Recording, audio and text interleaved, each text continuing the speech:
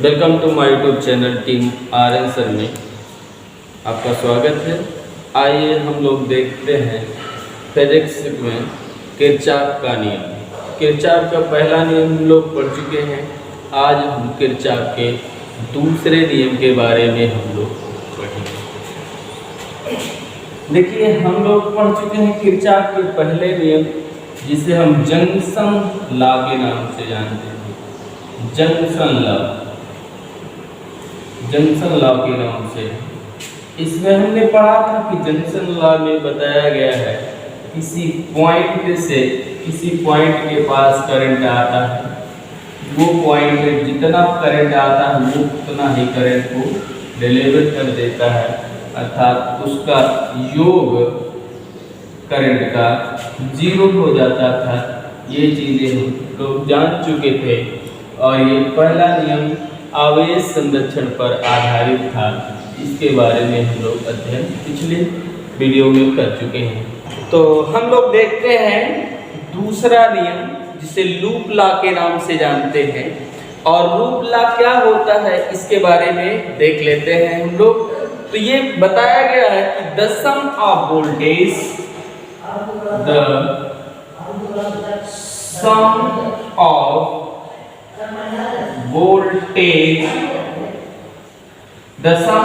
voltage delta V across any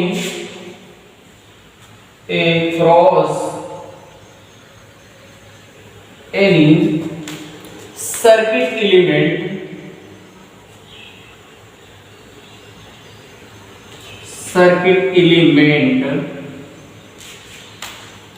that from a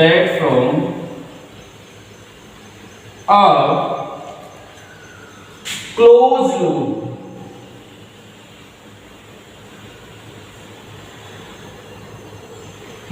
loop is a zero। जैसे बताया गया है कि क्लोज लूप जीरो होगा, तो इनका potential delta V1 plus delta V2 plus dot dot dot so zero. From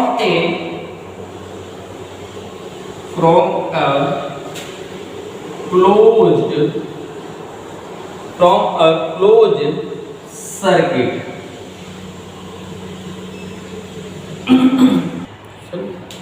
तो आइए हम इसको एग्जाम्पल के थ्रू देख लेते हैं ग्राफ के माध्यम से। तो देख रहे हैं कि ये करंट इधर जा रहा है और जैसे ही आगे पहुंचता है तो इसके पास एक R1 रेजिस्टेंस मिलता है, और जैसे ही ये आगे चलता है तो ये इधर से करंट आ रहा है, तो ये करंट के पास रेजिस्टेंस हो जाता है R2। कुछ ही दूरी पर आगे जाने पर एक बैटरी लगी होती है, वो EMF E1 है, और जब इसके इधर से एक करंट आ रहा होता है जिसका रेजिस्टेंस है R3, और इधर से एक करंट आ रहा होता है जिसका रेजिस्टेंस है R4, अर्थात ये करंट एक इनका हम नाम दे देते हैं। जहां से ये शुरू हुआ A, यहां से ये इधर की तरफ गया B, और ये आगे एक पॉइंट गया, यहाँ पर नाम दे देते हैं C, क्योंकि इसके पास बैटरी लगी हुई है।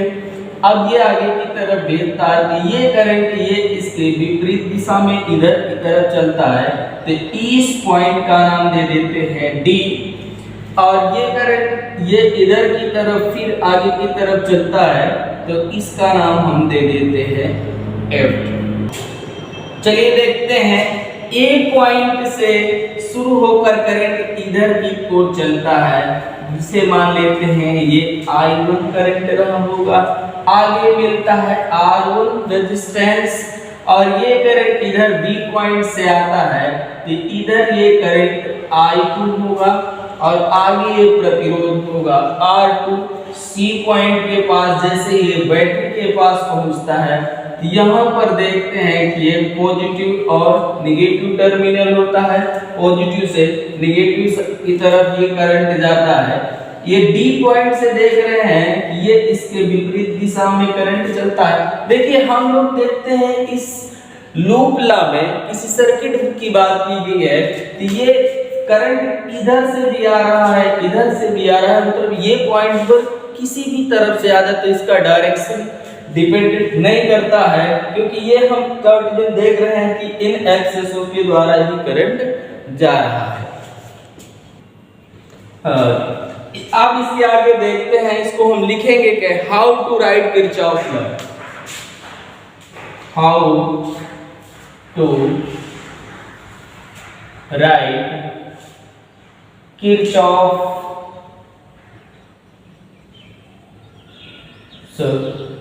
लॉ। तो अब इसको हम देख लेते हैं।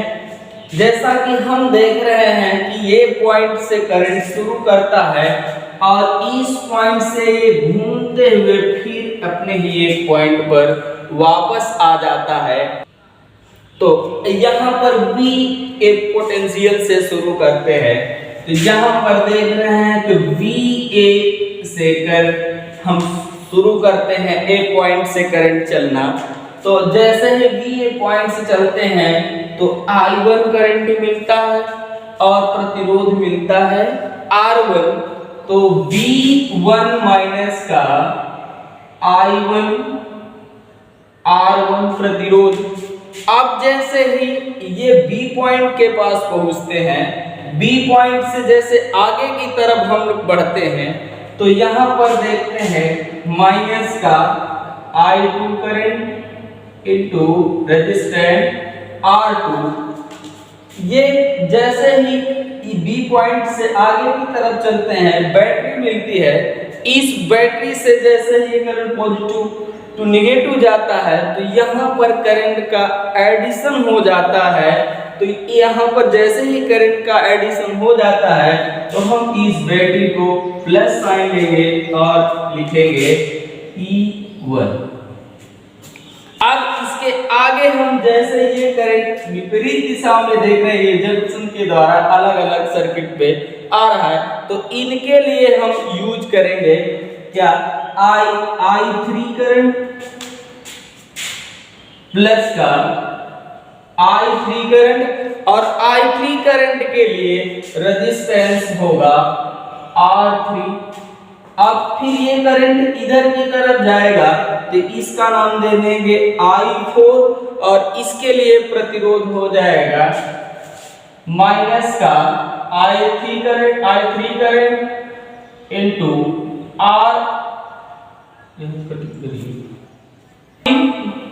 R3 माइनस का I4 करंट और R4 रेजिस्टेंस। अब हम देख रहे हैं कि VA से हम शुरू किए हैं करंट को आगे की तरफ बढ़ना, और हम यहाँ पर I4 और R4 से फिर वही पॉइंट पर पहुंच गए, अर्थात VA पर पहुंच गए। ये बराबर VA। यहाँ पर हम देख रहे हैं जहां से शुरू किए वहीं पे पहुंच गए। यहाँ पर हम देखते हैं VA और VA को हम कैंसिल आउट कर देते हैं और फिर से एक बार इसको और आगे की तरफ बढ़ा देते हैं। माइनस का I1 R1 माइनस का I2 R2 प्लस का E1 प्लस का I3 R3 माइनस का I4 R4 इक्वल टू 0 कर दिया। तो यहां पर देख रहे हैं कि ये I1 I2 यहां पर A पॉइंट की बात कर रहा है, इनके बीच ड्रॉप पोटेंशियल, और यहां पर I2 और R2 B पॉइंट का ड्रॉप पोटेंशियल की बात कर रहा है, और यहां पर I3 R3 potential C point की बात कर रहा है। और यहाँ पर I4 और R4 यहाँ पर पोटेंशियल F की बात कर रहा है। तो यहाँ पर क्या कर रहा है, हर जंक्शन ए पॉइंट पर ड्रॉप करके करंट आगे की तरफ चलता है, बी पॉइंट से फिर ड्रॉप करके करंट आगे की तरफ चलता है, और फिर जैसे ही बैटरी के पास आता है तो उस बैटरी का ईएमएफ का एडिंग होता है और फिर ये अगले पॉइंट पर करंट जनरेट होता है। और फिर ये एक ऐसी कंडीशन आती है जहां से शुरू किया है वहीं पर पहुंच जाता है और इनका जो पोटेंशियल हो जाता है वो 0 हो जाता है, अर्थात सिग्मा V इक्वल टू 0। और ये किरचॉफ का जो सेकेंड लॉ है, ये लॉ ऑफ कंजर्वेशन एनर्जी पर डिपेंड है।